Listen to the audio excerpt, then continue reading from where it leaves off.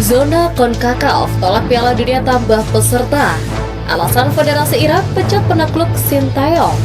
Federasi Sepak Bola Cina banding ke AFC jelang lawan skuad Garuda.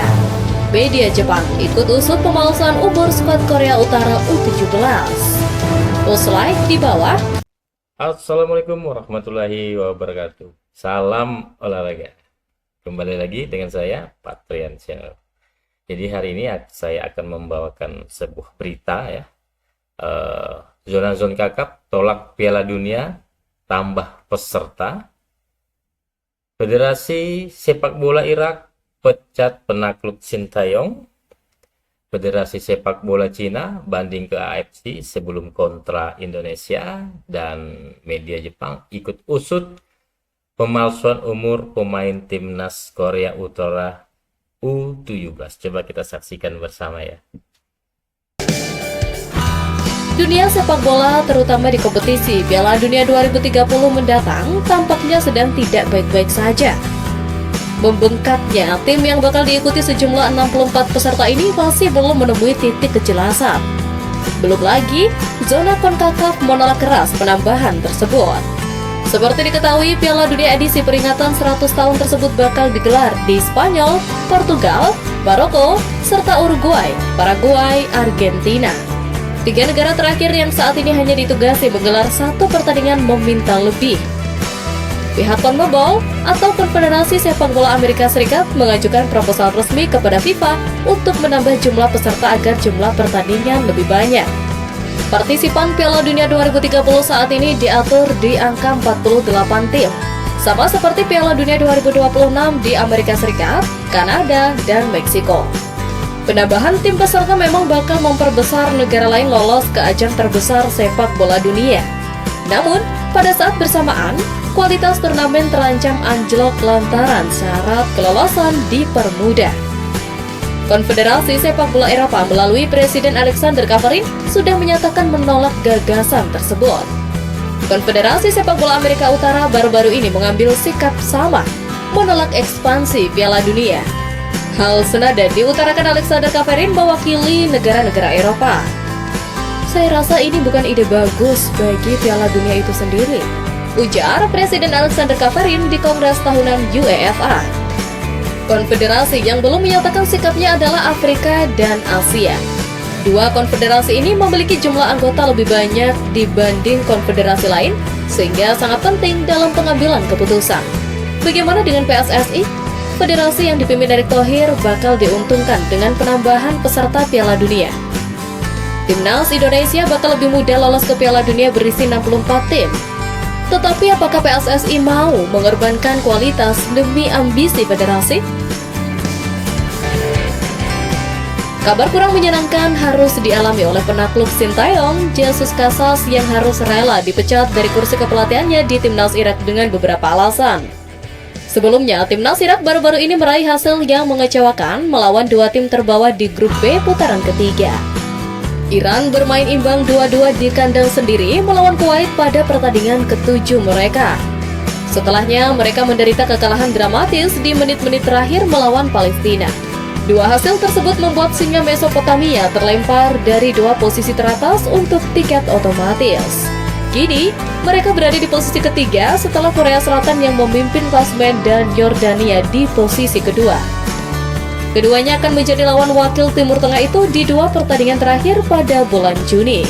Artinya, Irak harus memenangi kedua laga sisa untuk maju ke Piala Dunia pertamanya sejak 1986.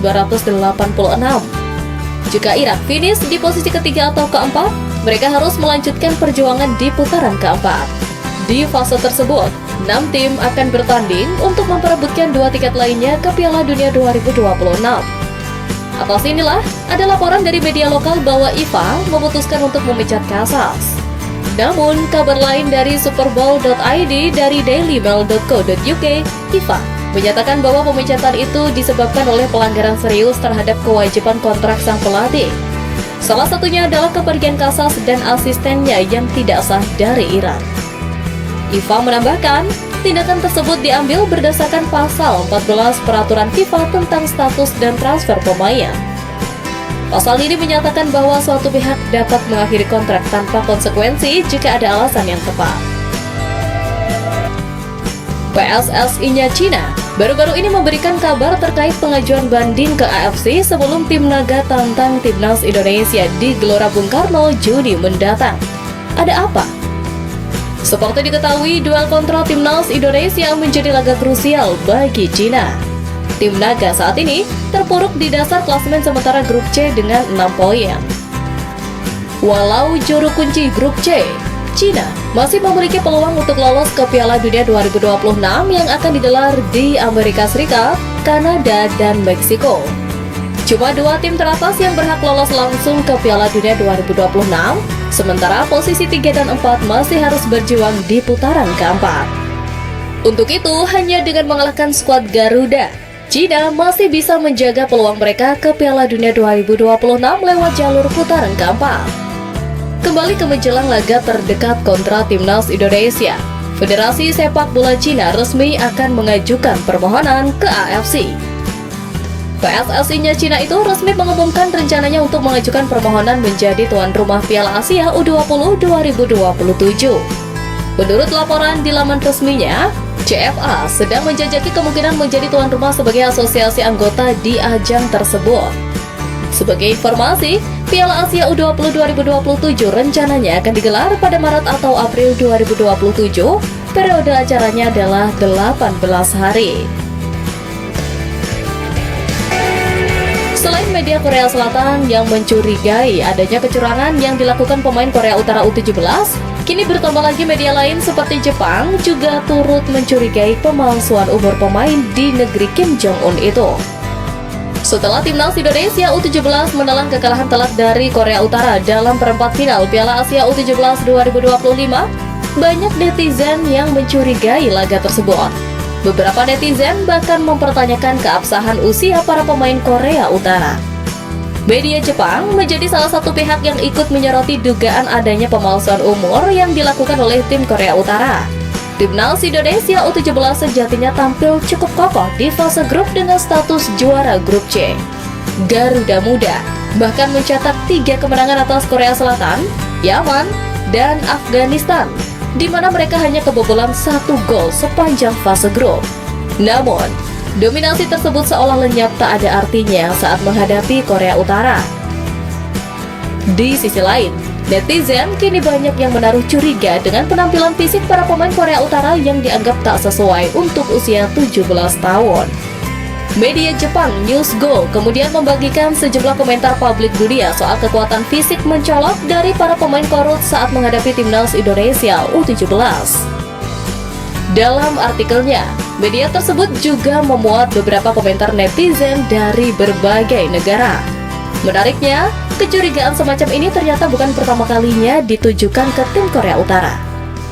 Korea Utara juga pernah mendapatkan kecurigaan serupa dalam sejumlah turnamen usia muda sebelumnya.